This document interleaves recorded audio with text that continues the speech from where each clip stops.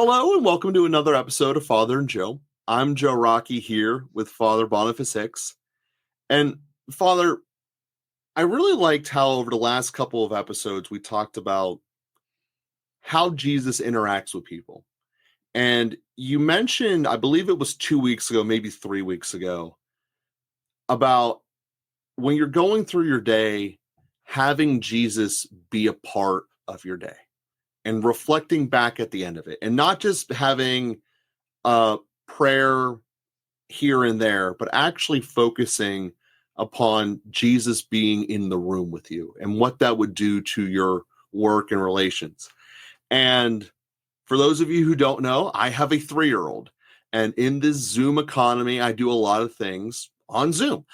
So when he is in the room, I am very much aware of wherever he's at. I have a great microphone that has noise canceling capabilities built into it. But when he is over here in the corner making noises, I know I can hear him. And I have these fears that the person who's, I'm in my meeting with can hear him, and it's going to be a whole big thing. Whether or not that ever actually they would even care whether they hear him or not, I don't know. But that's part of the fear of just, I don't know, how I have going into these. The meeting is supposed to be me giving the person the undivided attention. That's the point of this. And inherently, I'm not, because there's someone over here in the corner of the room, my son, who is by definition distracting, because 3-year-olds are constantly shifting and distracting. It's their nature. So I bring this up because to me, that's not a crazy analogy to how people treat Jesus and their relationship with Jesus. If he's over there in the corner, I can't really do the task at hand that I need to do. And I wanted to devote this episode of diving into that dilemma. Is it real? Is it justified? And how to make our lives better so that we can come to a happy place and probably learn how to have Jesus in the room with us for every moment of our lives. No, I think it's a great analogy. I have often reflected on St. Joseph being in the kind of position that you're in, of doing work with Jesus at his side. And I think of the wood shop not so much in disturbing the customers, but rather, having something fly out and, it'd be a real drag if you accidentally killed the Son of God with a carpentry accident. But or even drew blood of any kind, injured him. So, but the awareness, that kind of awareness of another in the room with me, and that's a beautiful awareness to have. I think it requires always an ongoing refinement with Jesus. What does it mean to have him in the room with me? And some people suffer from an image of God, and sometimes it's stronger sometimes than others, but of him sort of looking over my shoulder and trying to catch me in doing wrong. And that's not the kind of image that we want to have of Jesus, and or the kind of image that we want to invite into the room with us. But when we have a sense of one who is absolutely with us, who is on our side, who delights in us and loves to see us at work, and hopefully we've had some kind of some human experience of that, someone who just wants to be there. I think those can be sweet moments in dating, and maybe throughout marriage as well. A spouse who just wants to be close by when their spouse is working, or as your experience is, a little boy, your son, who just wants to be close by. He doesn't need to be playing with you. He just wants to be close by. And that's the kind of presence that God wants to bring to us as well. Of course, presuming that we are doing good, he also wants to help us not do evil, and so that can come across, and that's really his presence in our conscience and in our hearts, prompting us and maybe protecting us, trying to prevent us from doing what is wrong, from saying hurtful things, from doing hurtful things, from becoming self-indulgent or whatever it might be. But yeah, to imagine that gentle presence, and it'd be a good thing just to try, before you set out in your workday. And I mean this even for you, Joe, before you set out in your workday, to take 1 minute just to imagine where Jesus is in the room right now and how he's looking at you and what he is expecting or anticipating from the day. And then just to return to that periodically throughout the day to see where he is now, where he is now. And as we do that, as we recollect ourselves, as we call to mind the presence of God more and more habitually, then it starts to become habitual. It starts to become a part of us that we are aware of him being there.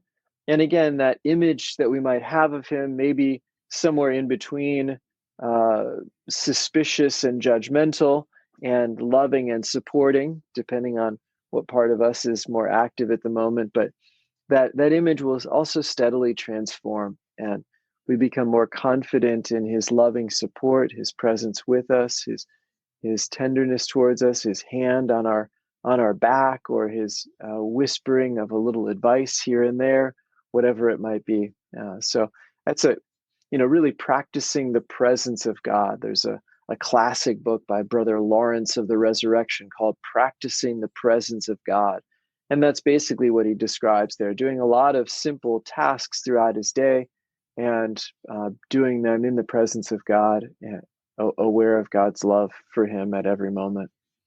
And I think that that's a great starting point of having God in the room, and certainly a great habit to form. Can already see the spot visually where I I will see that.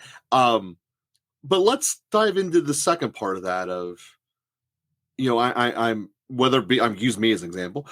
I'm in a meeting here. I'm in a meeting here with you right now, Father. We just have to be recording and broadcasting it, but you are the center of my focus, the center of everything.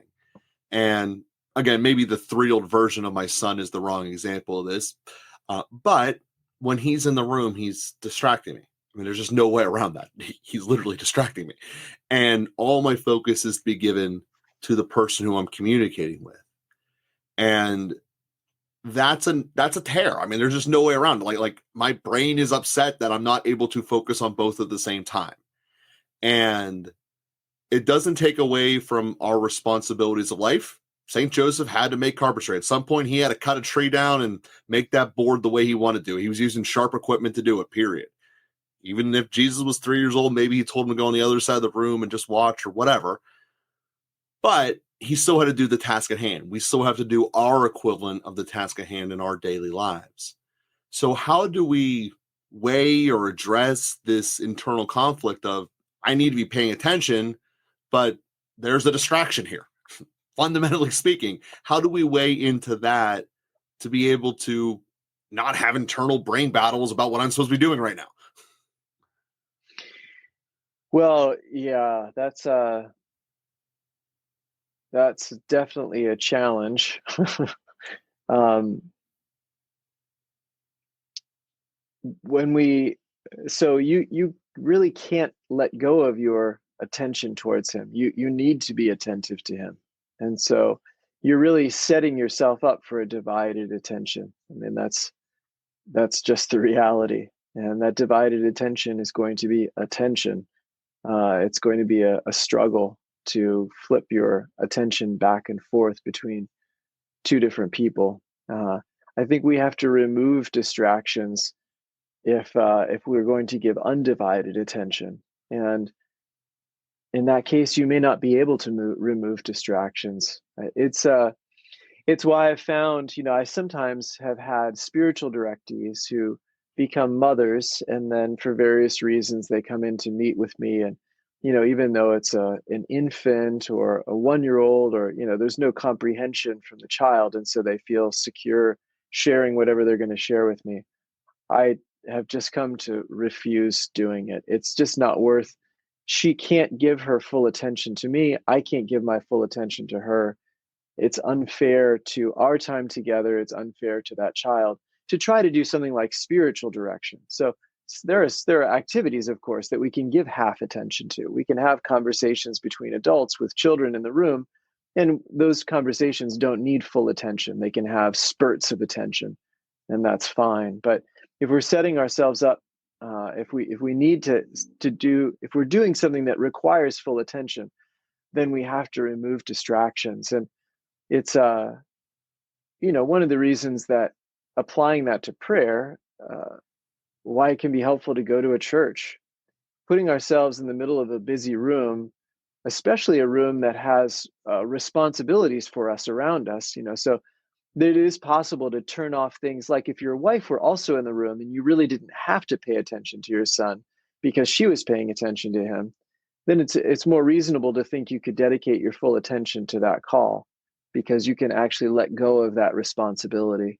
But uh, otherwise, when we want to dedicate full attention to something, then we have to remove some of those external uh, intrusions, I guess would be a way to say it. Which, and then again, our cell phones and other people, all of those things can take our full attention away from someone else or from God if we're in prayer. So when we're going through our daily life with the calling to have God here, we obviously can't outsource it to someone else to watch him. Like you just suggested there with my son. But also I believe that part of what you're trying to say here is that God is not a 3-year-old in that he also has an attention span and understanding, just as we do with our other peers. So, it might be, we all have these moments that we can reflect upon something else and thoughts enter our brain, and letting that be a spot where God comes in. Again, this is me trying to understand what you're telling me, not trying to give a solution. Yeah, the difference is that God is always aligned with what we're doing. Okay. So if I'm doing something good, God is already with me in that good thing. So your 3-year-old is not doing the same thing that you're doing. Your Mhm. 3-year-old is doing a different thing. And so that can pull us away. God is not doing a different thing. If we are doing what he wills, which we are aiming at, then he is in his will. He is in that. So he isn't a competing presence. He's always a supportive presence when we're doing his will. And that's the way that we can be aware of him, who is aware of us, who is supporting us. And that's why also I don't need to constantly have a soundtrack in my mind about where Jesus is. It's not constant, because as I pour myself into his will, he is in me, he is with me, he is in my words, he is in my actions. So, but the check-in, the periodic check-in is, am I still doing his will? Am I saying what I need to say? Am I, and I'm always careful about not stimulating a kind of neurotic response to that suddenly an anxious need to do his will or to check in constantly. We let ourselves go into that more and more as we're transformed by charity. I let myself go into the charitable actions that I'm doing, and then when I make a little glance to where he is, he's always with me, because he's in the charity that I'm doing. He's supportive of my actions. He's helping me uh, and speaking through me and in me in what I'm doing. And yeah, that's a great answer there. And it kind of made me think of the way you said that you don't want to spur any neurological conditions. Is that the showing the difference between the way that God connects with us and a 3-year-old, I think, is very powerful. Because in my world, if I don't hear him and it's not bedtime, there's a problem. And you're explicitly saying that that's not the case with God, because he is aligned with us. And the better we get at doing relationships with other people, and the more open we are to having the relationship with him, the better we will be in all capacities of life. I think that over the span of the last 400 plus episodes, we've hit upon that angle probably from a lot of different directions. And I think that that's one of the fundamental truths that we all really need to take to heart, is that being with God, if I was going to summarize everything you just said, having God in my day with me, even when I'm doing work stuff that requires my full attention, does not have to be at the sake of a relationship with God. We do not need to say we're not doing this so I can do that. Rather, God is with us throughout all things, and putting conscious thought into how God is with us not only improves our relationship with him, but it also will probably improve our relationship results with whatever we're doing and whoever we're doing it with. So if I was going to summarize everything, I think that was basically it. And if I miss anything, I want to give you a chance here. Is we have a moment or two before today's episode ends. No, that's I think a great summary. Basically, we enter into, we're always trying to do what is good, and that's always a work in progress. I mean, we're drawn in, and we're aligning, we're steadily transforming our interior. So I'm naturally attracted to what I perceive to be good.